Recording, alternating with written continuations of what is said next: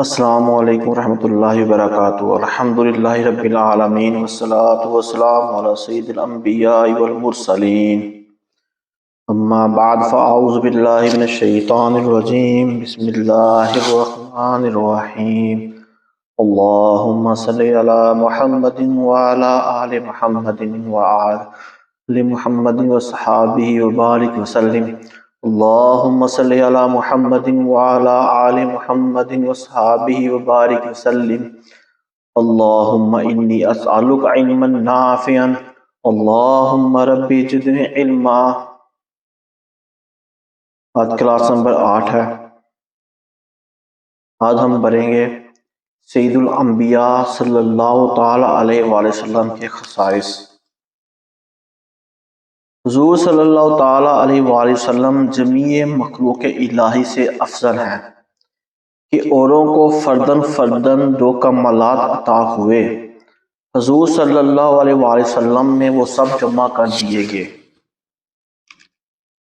اور ان کے علاوہ حضور صلی اللہ علیہ وآلہ وسلم کو وہ کمالات ملے جن میں کسی کا حصہ نہیں، بلکہ اوروں کو جو کچھ ملا حضور صلی اللہ علیہ وآلہ وسلم کے توفیق ملا، بلکہ حضور صلی اللہ علیہ وسلم کے دست اقدس سے ملا۔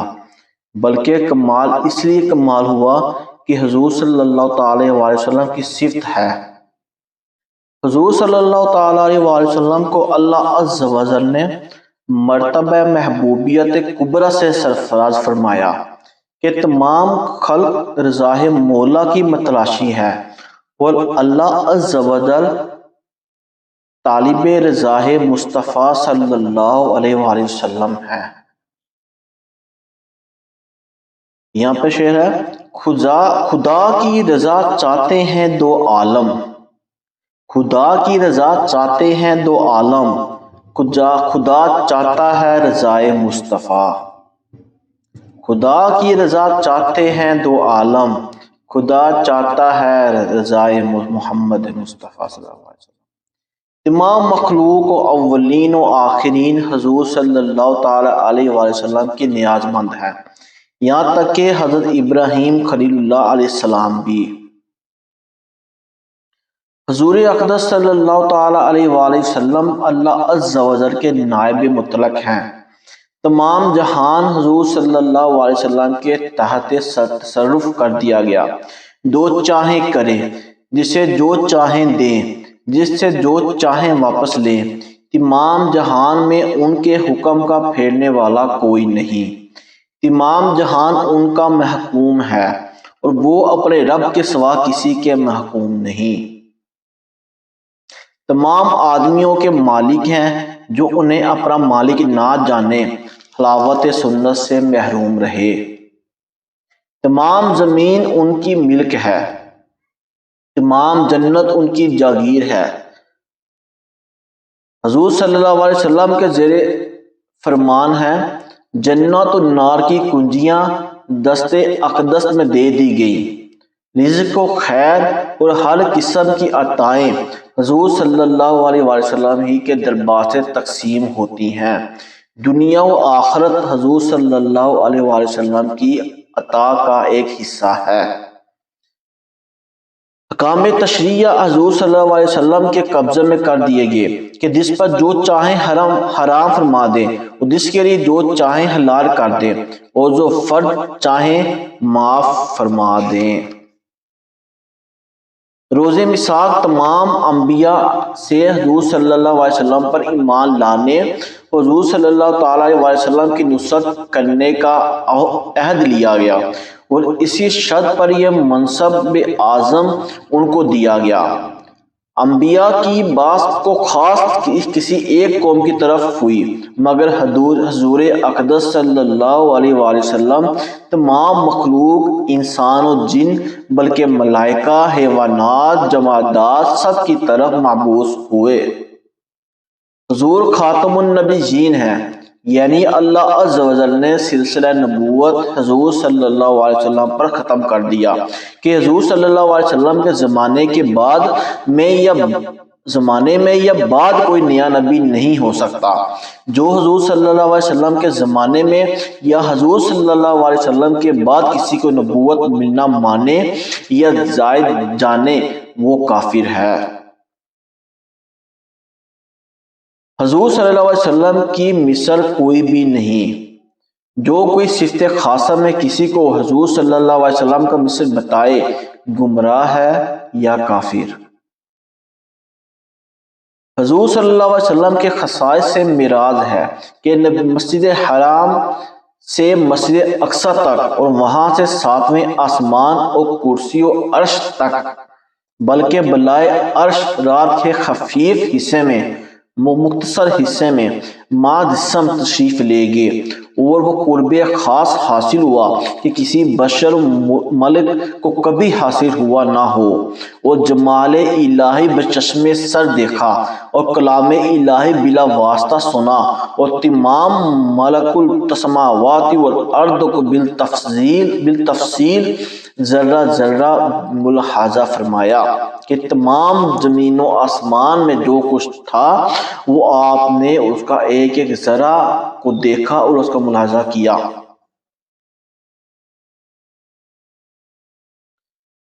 قیامت کے دن حساب کتاب کا انتظار انتہائی سخت ہوگا، جس کے لیے لوگ تمنائیں کریں گے کہ کاش جہنم میں پھینک دیے جاتے اور اس انتظار سے نجات پاتے۔ پھر حضور صلی اللہ علیہ وآلہ وسلم کی شفاعت سے حساب کتاب شروع ہوگا۔ اس بلا سے چھٹکارا کفار کو بھی حضور صلی اللہ علیہ وسلم کی بدولت ملے گا۔ اس کا نام شفاعت کبریٰ ہے، اور پھر اس پر اولین و آخرین، موافقین و مخالفین، مومنین و کافرین سب حضور صلی اللہ علیہ وسلم کی حمد کریں گے۔ اسی کا نام مقام محمود ہے۔ شفاعت کی اور اقسام بھی حضور صلی اللہ علیہ وسلم سے ثابت ہے۔ مثلا بہتوں کو بلا حساب جنت میں داخل فرمائیں گے، جن میں 4 ارب 90 کروڑ کی تعداد معلوم ہے۔ اس سے بہت زائد اور ہیں جو اللہ اور رسول عز و جل صلی اللہ علیہ وآلہ وسلم کے علم میں ہیں۔ بہت سے وہ ہوں گے جن کا حساب ہو چکا اور مستحق جہنم ہو چکے، ان کو جہنم سے بچائیں گے اور بعضوں کی شفاعت فرما کر جہنم سے نکالیں گے، اور بعضوں کے درجات بلند فرمائیں گے اور بعضوں سے تخفیف عذاب فرمائیں گے۔ یہ ہمارے پیارے نبی صلی اللہ علیہ وسلم کی شفاعت سے سر انجام ہوگا۔ حضور صلی اللہ علیہ وسلم کی محبت مقدار ایمان، بلکہ ایمان اسی محبت ہی کا نام ہے۔ جب تک حضور صلی اللہ علیہ وسلم کی محبت ماں باپ اولاد اور تمام جہانوں سے زیادہ نہ ہو، آدمی مسلمان نہیں ہو سکتا۔ اور یہ محبت ہماری صرف زبان کی حد تک نہیں ہونی چاہیے، واقعی ہی ہونی چاہیے۔ جب ہم اس حد تک محبت کریں گے تو پھر ہمارا ایمان کامل ہوگا۔ حضور صلی اللہ علیہ وسلم کی اطاعت میں جو آپ صلی اللہ علیہ وسلم کی اطاعت عین اطاعت الہی ہے۔ اطاعت الہی بے اطاعت حضور صلی اللہ علیہ وسلم ناممکن ہے، یہاں تک کہ آدمی اگر فرض نماز میں ہو، حضور صلی اللہ علیہ وسلم اسے یاد فرمائیں تو فوراً جواب دے اور حاضر خدمت ہو، اور یہ شخص کتنی ہی دیر تک حضور صلی اللہ علیہ وسلم سے کلام کرے بس تو نماز میں ہے، اس سے نماز میں کوئی خلل نہیں، کیونکہ نماز آپ ہی کو عطا کی گئی، آپ ہی کو تحفے کے طور پر دی گئی، اور جب جن کو دی گئی انہی کی یہ بات نہ مانیں تو پھر یہ نماز کا فائدہ کچھ نہیں ہوگا۔ یہ سب جو بھی باتیں ہیں یہ قرآن و احادیث کی روشنی میں آپ کو میں بیان کر رہا ہوں، سب کے حوالے قرآن و احادیث کی روشنی میں موجود ہیں۔ جس طرح انسان کے ذمہ حضور صلی اللہ علیہ وسلم کی اطاعت فرض ہے، یوں ہی ہر مخلوق پر حضور صلی اللہ علیہ وسلم کی فرمانبرداری ضروری ہے۔ حضور اقدس صلی اللہ علیہ وسلم کی تعظیم یعنی اعتقاد عظمت جزء ایمان اور رکن ایمان ہے، اور فعل تعظیم بعد ایمان ہر فرض سے مقدم ہے۔ اس کی اہمیت کا پتہ اس حدیث سے چلتا ہے کہ غزوہ خیبر سے واپسی میں منزل صحبہ پر نبی صلی اللہ علیہ وسلم نے نماز عصر پڑھ کر مولا علی کرم اللہ وجہہ الکریم کے زانوں پر سر مبارک رکھ کر آرام فرمایا۔ مولا علی نے نماز عصر نہ پڑھی تھی، آنکھ سے دیکھ رہے تھے کہ وقت جا رہا تھا، مگر اس خیال سے زانوں نہیں سرکایا کہ شاید خواب مبارک میں خلل آئے، زانوں نہ ہٹایا یہاں تک کہ آفتاب غروب ہو گیا۔ جب چشم اقدس کھلی، مولا علی نے اپنی نماز کا حال عرض کیا۔ رسول اللہ صلی اللہ علیہ وسلم نے حکم دیا، ڈوبا ہوا آفتاب پلٹ آیا، مولا علی نے نماز ادا کی، پھر ڈوب گیا۔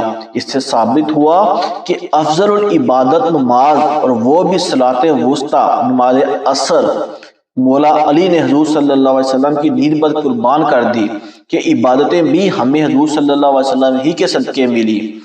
دوسری حدیث اس کی تائید میں یہ ہے کہ غار سور میں پہلے صدیق اکبر رضی اللہ تعالیٰ عنہ گے اپنے کپڑے پھاڑ کر اس کے سوراخ بند کر دیے، ایک سوراخ باقی رہ گیا، اس میں پاؤں کا انگوٹھا رکھ دیا۔ پھر حضور اقدس صلی اللہ علیہ وسلم کو بلایا، تشریف لے گئے اور ان کے زانوں پر سر اقدس رکھ کر آرام فرمایا۔ اس غار میں ایک سانپ مشتاق زیارت رہتا تھا، اس نے اپنا سر صدیق اکبر رضی اللہ عنہ کے پاؤں پر ملا۔ انہوں نے اس خیال سے حضور صلی اللہ علیہ وسلم کی نیند میں فرق نہ آئے، پاؤں نہ ہٹایا، آخر اس نے پاؤں میں کاٹ لیا۔ جب صدیق اکبر کے آنسو چہرہ انور پر گرے، چشم مبارک کھلی، عرض حال کیا، حضور پاک صلی اللہ علیہ وسلم نے لاب دہن لگا دیا، فوراً آرام ہو گیا۔ ہر سال وہ زہر عود کرتا، 12 برس بعد اسی سے شہادت پائی۔ ثابت ہوا کہ جمرہ فرائض فروغ ہیں، اصل اصول بندگی اس تاجور کی ہے، تاجور کی ہے۔ ثابت ہوا کہ جمرہ فرائض فروغ ہیں، اصل اصول بندگی اس تاجور کی ہے۔ حضور صلی اللہ علیہ وسلم کی تعظیم و توقیر جس طرح اس وقت تھی کہ حضور صلی اللہ علیہ وسلم اس عالم میں ظاہری نگاہوں کے سامنے تشریف فرما تھے، اب بھی اسی طرح فرض اعظم ہے۔ جب حضور صلی اللہ علیہ وسلم کا ذکر آئے تو بکمال خشوع و خضوع اور انکسار و باادب سنیں، اور آپ کا نام مبارک سنتے ہی درود شریف پڑھنا واجب ہے۔ حضور صلی اللہ علیہ وسلم نبی الانبیاء ہیں، اور تمام انبیاء حضور صلی اللہ علیہ وسلم کے امتی، سب نے اپنے اپنے عہد کریم میں حضور صلی اللہ علیہ وسلم کی نیابت میں کام کیا۔ اللہ عز و جل نے حضور صلی اللہ علیہ وسلم کو اپنی ذات کا مظہر بنایا، اور حضور صلی اللہ علیہ وسلم کے نور سے تمام عالم کو منور فرمایا۔ روز قیامت حضور اقدس صلی اللہ علیہ وسلم کو ایک جھنڈا مرحمت ہوگا جس کو لوائے الحمد کہتے ہیں۔ تمام مومنین حضرت آدم علیہ السلام سے آخر تک سب اسی کے نیچے ہوں گے۔ جو شخص حضور صلی اللہ علیہ وسلم کے کسی قول و فعل و عمل و حالت کو بنظر حقارت دیکھے وہ کافر ہے۔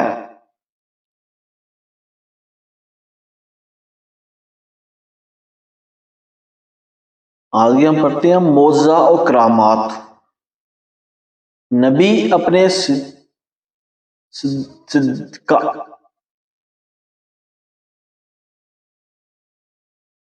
معجزہ کسے کہتے ہیں؟ نبی اپنے صدق کا اعلانیہ دعویٰ فرما کر محالات عادیہ کے ظاہر کرنے کا ذمہ لیتا ہے اور منکروں کو اس کے مصر کی طرف بلاتا ہے۔ اللہ عز و جل اس کے دعوے کے مطابق امر محال عادی ظاہر فرما دیتا ہے اور منکرین سب عاجز رہتے ہیں۔ اس کو معجزہ کہتے ہیں۔ جیسے حضرت صالح علیہ السلام کا ناکا اونٹنی، حضرت موسیٰ علیہ السلام کے عصا کا سانپ ہو جانا، روشن و چمکدار ہونا آپ اور روشن و چمکدار ہاتھ، اور عیسیٰ علیہ السلام کا مردوں کو زندہ کرنا، مادر ذات اندھے اور کوری کو اچھا کر دینا، اور ہمارے حضور صلی اللہ علیہ وسلم کے معجزے تو بہت ہی زیادہ ہیں۔ جو شخص نبی نہ ہو اور نبوت کا دعویٰ کرے، وہ دعویٰ کر کے کوئی محال عادی اپنے دعوے کے مطابق ظاہر نہیں کر سکتا، ورنہ سچے جھوٹے میں فرق نہ رہے گا۔ نبی سے جو بات خلاف عادت بعد نبوت ظاہر ہو اسے معجزہ کہتے ہیں، اور قبر نبوت ظاہر ہو اس کو ارحاس کہتے ہیں، اور ولی سے جو ایسی بات صادر ہو اس کو کرامات کہتے ہیں، اور عام مومنین سے جو صادر ہو اسے معونت کہتے ہیں،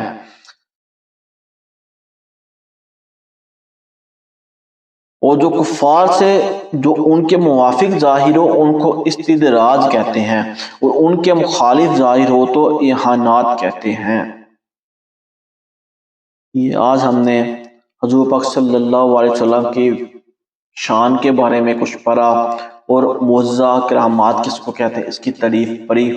اللہ تعالی ہم کو صحیح طریقے سے ختم نبوت کو سمجھنے کی اس پر اور دوسروں پر بچوں کو اس کا ختم نبوت کا بتانے کی توفیق عطا فرمائے، اور اللہ تعالی ہم کو ہمارے نبی پاک صلی اللہ علیہ وسلم کی شفاعت نصیب فرمائے۔ السلام علیکم ورحمۃ اللہ وبرکاتہ۔